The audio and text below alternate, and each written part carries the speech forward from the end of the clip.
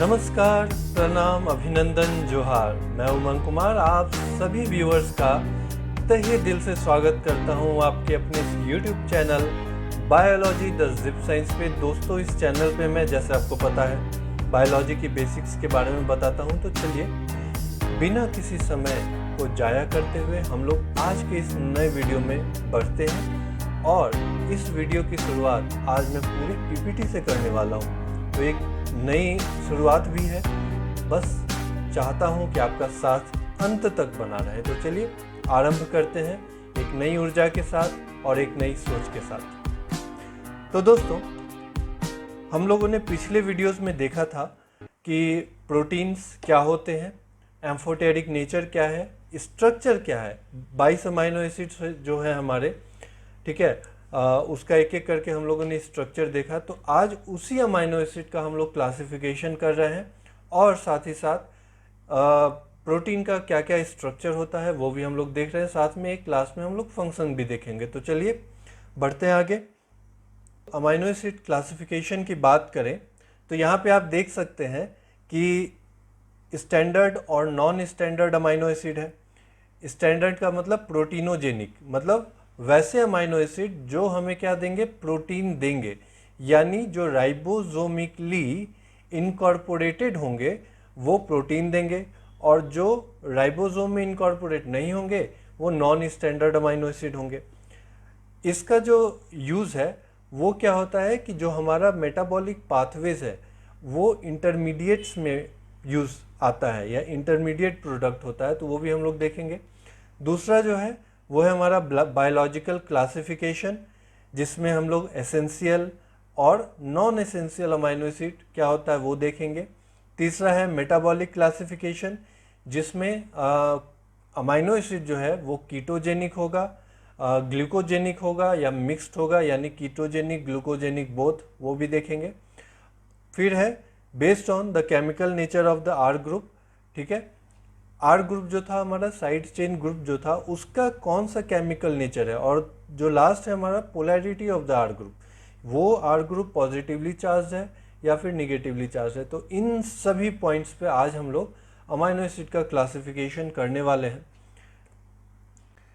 यहाँ दोस्तों आप देख सकते हैं कि जो हमारे 22 अमाइनो एसिड्स थे वो स्टैंडर्ड अमाइनो एसिड कहलाते हैं, क्योंकि वो प्रोटीन बनाते हैं, प्रोटीनोजेनिक होते हैं, राइबोसोमिकली इनकॉर्पोरेटेड होते हैं, ठीक है। लेकिन जो नॉन स्टैंडर्ड अमाइनो एसिड है वो इंटरमीडिएट्स फॉर्म करते हैं, यानी जो भी मेटाबॉलिक पाथवे है, मान लीजिए ग्लाइकोलाइसिस है, क्रेब्स साइकिल है, ठीक है, और भी जो कोई शुगर बनाना है उसका जो मेटाबॉलिक पाथवे है उसके बीच में ये इंटरमीडिएट्स का परफॉर्म करते हैं।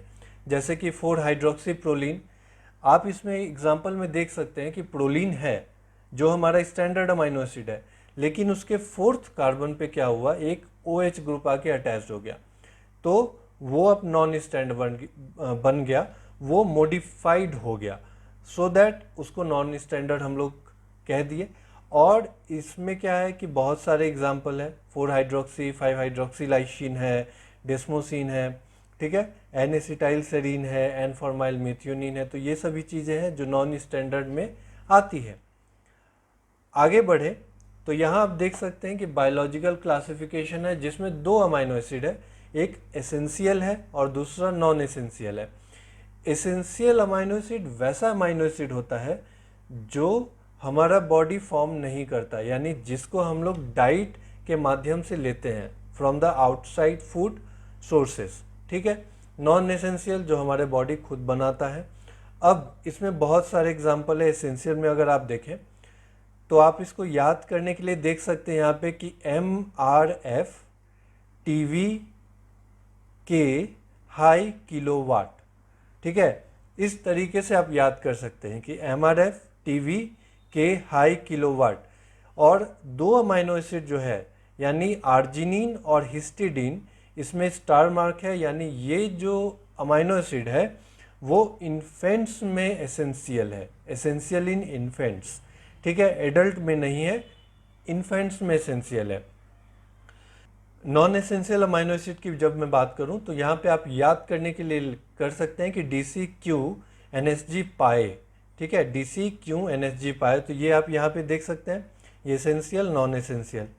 अगली स्लाइड्स में अगर हम लोग देखें तो ये क्या है कि metabolic classification of amino acid है, जिसमें ग्लूकोजेनिक एंड कीटोजेनिक और प्योरली कीटोजेनिक।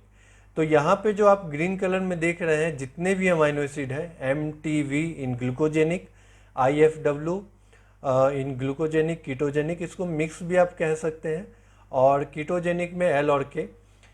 ये ग्रीन कलर के जो होते हैं वो एसेंशियल अमाइनो एसिड है जो ग्लूकोजेनिक के कैटेगरी में आएंगे।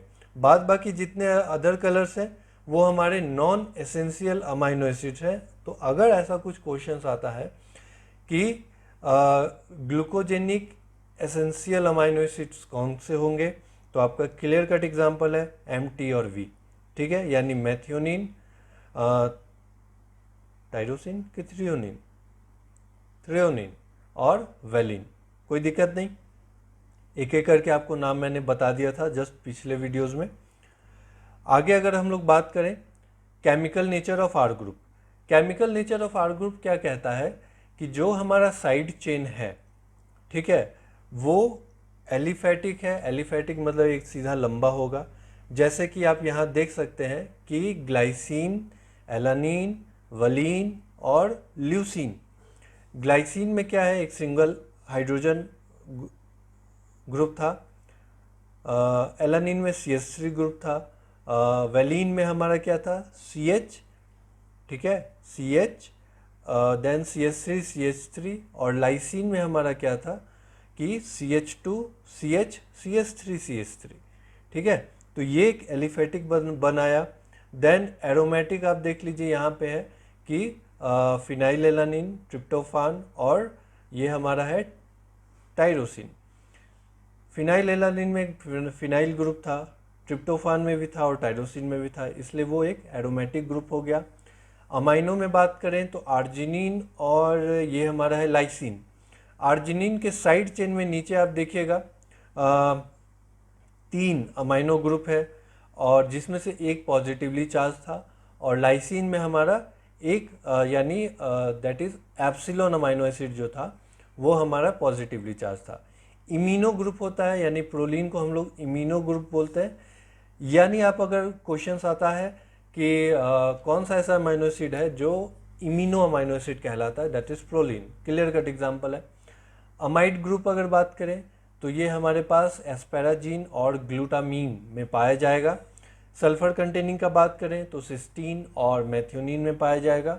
हाइड्रोक्सिल ग्रुप जो अगर बात करें तो इसमें सेरीन और हमारे पास टायरोसिन पाया जाएगा, ये दोनों अमाइनो एसिड इसमें होंगे। सल्फर कंटेनिंग में बात करें जो हम लोग बोल दिए थे कि हम लोग बात किए कि इसमें सिस्टीन मेथियोनिन होगा। कार्बोक्सिलिक में अगर बात करें तो एस्पार्टेट और ग्लूटामेट, ठीक है, या फिर आप उसको एस्पार्टिक एसिड या ग्लूटामिक एसिड भी कह सकते हैं, ठीक है। अमाइड ग्रुप हो गया। तो ये एक डाइवर्स नेचर को बनाता है। जो हमारा आर ग्रुप है अलग अलग कैटेगरी का है, ठीक है। जैसे कि हमारा भारत देश है, भारत देश में भी अगर आप कन्याकुमारी से कश्मीर चले जाएं तो इतनी डाइवर्सिफिकेशन है भारत देश के अंदर। हर एक कुछ 100 किलोमीटर 200 किलोमीटर पे पूरा का पूरा कल्चर चेंज होता है। तो वैसा ही डाइवर्सिफिकेशन हमारे अमाइनो एसिड के साथ भी है। चलिए आगे देखते हैं आगे क्या है। अब जो ये हम लोग देख रहे हैं नया स्लाइड, इसमें क्या है कि आर ग्रुप के बेसिस पे, यानी polarity of the R group, कि आर ग्रुप पोलर है या नॉन पोलर है, ठीक है, इसके बेसिस पे अमाइनो एसिड का क्लासिफिकेशन है। जैसे कि आप देख सकते हैं कि नॉन पोलर साइड चेन जो है वो हमारा क्या होगा, नॉन पोलर होगा। यानी उसमें सिर्फ क्या होगा, कार्बन और कार्बन जैसा ग्रुप होगा। जैसे ग्लाइसिन हाइड्रोजन है, एलानिन CH3 है, valine, leucine, isoleucine, proline, methionine, phenyl alanine और ट्रिप्टोफैन, ये नॉन पोलर साइड चेन है, ठीक है। आगे अगर बात करें तो अनचार्ज्ड पोलर साइड चेन, इसका कहने का मतलब क्या होता है कि साइड चेन अनचार्ज्ड है, आपको वहाँ पे चार्ज नहीं दिखेगा, यानी कोई माइनस या कोई प्लस नहीं दिखेगा, लेकिन वो पोलर है। वो समझिए कि कैसे होता है कि मान लेते हैं सेरीन आप ले रहे हैं, उसका आर ग्रुप क्या है CH2OH, कोई दिक्कत नहीं। अब आप ये सोचिए कि ऑक्सीजन क्या है, एक इलेक्ट्रोनिगेटिव एटम है। वो जितनी भी इलेक्ट्रॉन डेंसिटी है जो कार्बन से अटैच्ड है और जो हाइड्रोजन से अटैच्ड है, वो जितना इलेक्ट्रॉन डेंसिटी है वो अपने आसपास वो एक क्लाउड बनाता है। अब स्कैटर्ड था इलेक्ट्रॉन, वो उसके आसपास आके एक क्लाउड बना लिया, तो उसके पास एक डेल्टा माइनस चार्ज आ जाता है, यानी वो अनचार्ज है, दिखेगा नहीं बट वो पोलर है। ठीक है, उसका पोलैरिटी वो लेना चाहता है, वो थोड़ा लालची किस्म का इंसान है। ठीक है, तो ये सेरीन की बातें हुई।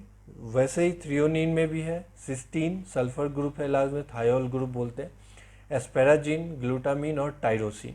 ठीक है, अब हम लोग रेड वन में देखें तो यहाँ पे क्या है कि निगेटिवली चार्ज आर ग्रुप है, यानी जो आर ग्रुप है और वो निगेटिवली चार्ज है। निगेटिवली चार्ज कहने का मतलब क्या है कि कुछ ना कुछ कार्बोक्सिल ग्रुप होगा। तो कार्बोक्सिल कंटेनिंग ग्रुप जो है वो हमारे पास दो ही है। वो हमारे पास है कौन कौन सा, एक एस्पार्टेट या एस्पार्टिक एसिड और दूसरा ग्लूटामेट। ओके, ग्लूटामेट या ग्लूटामिक एसिड। जब हम लोग ये एसिड बोलते हैं कि एस्पार्टिक एसिड, मतलब वहाँ पे आर ग्रुप में हम लोग COOH लिखते हैं, बट टेट जब बोलते हैं aspartate, that is COO minus. कोई चेंज नहीं है, बस ये थोड़ा सा हल्का सा। आगे अगर बढ़े तो हम लोग ब्लू वन में देख सकते हैं कि पॉजिटिवली चार्ज आर ग्रुप है और पूरा पॉजिटिव चार्ज है। जैसा कि हमारा क्या था, आर्जिनिन था, लाइसिन था और हिस्टिडीन था। कोई कंफ्यूजन नहीं है। आपको ये देखने से पहले एक बार स्ट्रक्चर आपको देखना पड़ेगा, देन आपको क्लियर कट समझ में आ जाएगा कि हाँ भाई इसके पीछे का फंडा क्या है। आगे बढ़ते हैं। अब हम लोग देख रहे हैं स्ट्रक्चर ऑफ प्रोटीन। प्रोटीन का अगर स्ट्रक्चर बात करते हैं, चूंकि वो एक अमाइनो एसिड के मिलने से बना, पॉलीमर ऑफ अमाइनो एसिड कह सकते हैं, पॉलीपेप्टाइड बोलते हैं। तो यहाँ पे आप फर्स्ट स्ट्रक्चर में देख रहे होंगे कि वैलिन, ग्लाइसिन, सेरीन, ल्यूसीन। ठीक है, ये वैलिन, ग्लाइसिन, सेरीन, ल्यूसीन, यहाँ पर सभी के सभी अमाइनो एसिड जो है वो लॉन्ग चेन में जा रहे हैं और पेप्टाइड बॉन्ड से अटैच्ड है। That is called the primary structure of amino acid. अब यही प्राइमरी स्ट्रक्चर आप देखिए क्वाइल्ड हो रहा है। ठीक है, और क्वाइल्ड होने के बाद नाइट्रोजन का हाइड्रोजन और यहाँ पे कार्बोक्सिल ग्रुप का ऑक्सीजन अपने आप में एक हाइड्रोजन बॉन्ड बना दे रहा है। तो अब क्या होता है कि एक सिंपल हमारा सीधा चेन था, बट इसको अगर हम लोग क्वाइल करेंगे तो यहाँ पे एक हाइड्रोजन बॉन्ड का फॉर्मेशन होगा कहीं कहीं पे, जहाँ पे वो इंटरेक्ट कर सकता है। जस्ट आप फर्ज कीजिए, आप वो एक स्पाइरल वाले सीढ़ी पे चढ़ रहे हैं, जस्ट वही चीज़ है, ये स्ट्रक्चर वही है। वहाँ पे जस्ट नीचे से क्या है, एक सपोर्ट है, हर एक जगह से एक सपोर्ट है कि वो गिरे नहीं। तो ये एक अल्फा हेलिक्स हम लोग बोलते हैं, that is called the secondary structure of amino acid. साथ ही साथ सेकेंडरी स्ट्रक्चर में एक और आता है बीटा प्लीटेड सीट। यहाँ पे क्या है, आप सीट देख सकते हैं, जस्ट लाइक जो हम लोग छत के ऊपर डालते हैं, करकट बोल लीजिए या एस्बेस्टॉस बोल लीजिए, तो उसका जो एक फॉर्मेशन होता है ऐसे, ठीक है, वही एक सीट बनाता है। और ये पैरेलल और एंटी पैरेलल दोनों हो सकता है। एंटी पैरेलल होगा वो ज़्यादा स्टेबल होगा, पैरेलल होगा वो स्टेबल नहीं होगा, क्योंकि पैरेलल होने से क्या होगा कि उन दोनों के बीच में रिपल्सन ज़्यादा होगा, बॉन्डिंग कम होगा, तो वो अनस्टेबल होगा। और एंटी पैरेलल जो होगा जस्ट कुछ इस तरह का चीज़ है तो वो ज़्यादा स्टेबल होगा। अब अगर टर्शियरी स्ट्रक्चर का बात करें तो यहाँ पे प्राइमरी तो था, सेकेंडरी का अल्फा हेलिक्स और सेकेंडरी का बीटा प्लीटेड सीट, दोनों एक दूसरे के साथ कंबाइंड है। तो कुछ जो फीता जैसा स्ट्रक्चर आपको दिख रहा है वो हमारा अल्फा हेलिक्स है, और सीट का जैसा जो स्ट्रक्चर दिख रहा है ये हमारा बीटा प्लीटेड सीट है। अब ये दोनों मिलके हमारा क्या बनाया, दैट इज टर्शियरी स्ट्रक्चर। यहाँ पे आपको लूप्स भी दिखेंगे, टर्न्स भी दिखेंगे। टर्न्स यानी ये वाला जो पोर्शन है ये टर्न्स कह सकते हैं, इसको लूप्स कह सकते हैं, जो सिंपलेस्ट अमाइनो एसिड इसको बनाता है, यानी ग्लाइसिन, प्रोलीन। ठीक है, बहुत सिंपल अमाइनो एसिड टर्न्स और लूप्स बनाते हैं। अब ये कलेक्टिवली कौन सा स्ट्रक्चर हो गया, टर्शियरी स्ट्रक्चर। और ऐसा ही 4 यूनिट, ठीक है, ऐसा ही 4 यूनिट हमको क्या देगा, क्वाटरनरी स्ट्रक्चर। इसका बेस्ट एग्जाम्पल है हमारा बॉडी का हीमोग्लोबिन। ठीक है, आप इसमें देख सकते हैं कि प्राइमरी लेवल पे ये हमारा एक चेन आ गया, एक हीमोग्लोबिन का एग्जांपल लेते हैं। सेकेंडरी लेवल पे अगर बात करें तो हाइड्रोजन बॉन्डिंग आपको दिख रहा है पेप्टाइड बॉन्ड के साथ। टर्शियरी स्ट्रक्चर का बात करें तो वही बहुत सारे 3 डायमेंशनल अरेंजमेंट है और साथ ही साथ हमारे उसमें क्या है, एक हीम ग्रुप भी है, यानी आयरन कंटेनिंग वो एक पिगमेंट मॉलिक्यूल है, हीम ग्रुप है, जो किससे बाइंड करेगा, ऑक्सीजन से। देन क्वाटर्नरी स्ट्रक्चर वैसा ही 4 हमारा चेन है जिसमें 2 अल्फा होता है, 2 बीटा होता है और 4 हीम ग्रुप होगा। ठीक है, इसमें इंटरेस्टिंग बात यह है कि जब फर्स्ट हीम ग्रुप से ऑक्सीजन बाइंड करता है तो वो क्या करता है कि सेकेंड हीम ग्रुप को स्टिमुलेट करता है कि तुम जल्दी से करो। दोनों बाइंड किया तो थर्ड को बोलेगा तुम और जल्दी करो, तीनों बाइंड किया तो फोर्थ को बोलेगा तुम और जल्दी करो।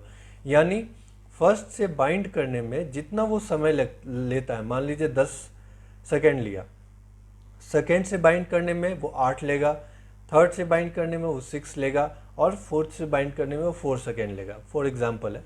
ठीक है, तो फर्स्ट और फोर्थ एफिनिटी अगर हम बात करें तो फर्स्ट से बाइंड करने का एफिनिटी और फोर्थ से बाइंड करने का एफिनिटी, तो फोर्थ का बाइंड करने का एफिनिटी बहुत ज़्यादा है। ठीक है, तो ये आप ध्यान रखें कि और एक हीम से 2 ऑक्सीजन बाइंड करता है। अभी इस लेवल पे इतना जानना बहुत ज़रूरी है। तो ये हमारा एक समरी है प्रोटीन स्ट्रक्चर का in the form of haemoglobin. आगे बढ़े तो अब हम लोग हैं अपने आखिरी स्लाइड्स पे, जिसमें आप फंक्शन देख सकते हैं और एग्जाम्पल है। तो प्रोटीन का कौन कौन सा फंक्शन होता है, बेसिकली बात करें तो इतने मेजर फंक्शंस है, जैसे स्ट्रक्चरल फंक्शंस है जो कोलाजन, केराटिन, फाइब्रिन। कोलाजन जो हमारे टेंडन्स, लिगामेंट्स में होते हैं, देन केराटिन हमारे बालों में होता है और नाखून में होता है, और फाइब्रिन। ओके, वैसे ही कैटालिटिक फंक्शन भी है। कैटालिटिक फंक्शन क्या बोलता है कि कोई भी रिएक्शन है उस रिएक्शन को वो कैटालाइज करता है।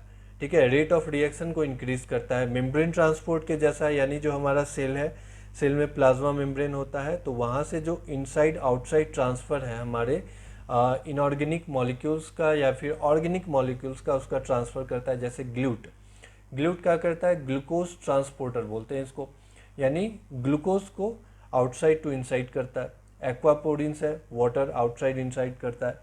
वैसे ही सेल रिकॉग्निशन है, ऑस्मोटिक रेगुलेशन है, जीन रेगुलेशन है जिसमें लैक रिप्रेशर आता है। हार्मोनल के जैसा काम करता है जिसमें इंसुलिन, वैसोप्रेसिन, ऑक्सीटोसिन, ये सभी कुछ एग्जांपल्स है जो आपको देखने होंगे। और transport through out body, haemoglobin, ion binding है, फेरिटिन, कैल्मोड्यूलिन है, कॉन्ट्रैक्शन, एक्टिन, मायोसिन जो हमारे मसल्स में प्रेजेंट होता है, और डिफेंस रिस्पॉन्स यानी एंटी बॉडीज और स्नेक वेनम। तो ये सभी कुछ फंक्शंस हैं हमारे प्रोटीन्स के। ठीक है, तो प्लीज़ आप जितने भी स्लाइड्स हैं आप उसके साथ जाइए, आप एक एक करके फिर से इसको रिवाइज कीजिए, वीडियो को आप फिर से देखिए, आपको ज़रूर समझ में आएगा। लेकिन कहीं पर भी अगर डाउट परसिस्ट करता है तो please feel free to comment कीजिए और पूछिए कि मुझे इस पॉइंट पे समझ में नहीं आया। ठीक है, ज़रूरी है क्योंकि सीखना बहुत ज़रूरी है, सिखाना बहुत ज़रूरी है। अगर इस देश को आगे बढ़ाना है तो कुछ इस तरह का मंत्र अपने अंदर लेके चलना पड़ेगा। मेरे एक से ऐसा कुछ होगा नहीं, दुनिया को ऐसा बनना पड़ेगा। चलिए फिर इस वीडियो में दोस्तों इतना ही रखते हैं। उम्मीद करता हूँ कि आपको बहुत अच्छा लगा होगा। कमेंट करके ज़रूर बताइएगा। लाइक सब्सक्राइब आप करते ही हैं और कीजिए, करवाइए, अपने दोस्तों से करवाइए, अपने रिलेटिव से करवाइए। चलिए फिर मिलते हैं एक नई वीडियो में एक नई टॉपिक के साथ।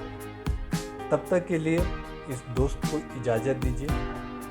जय हिंद।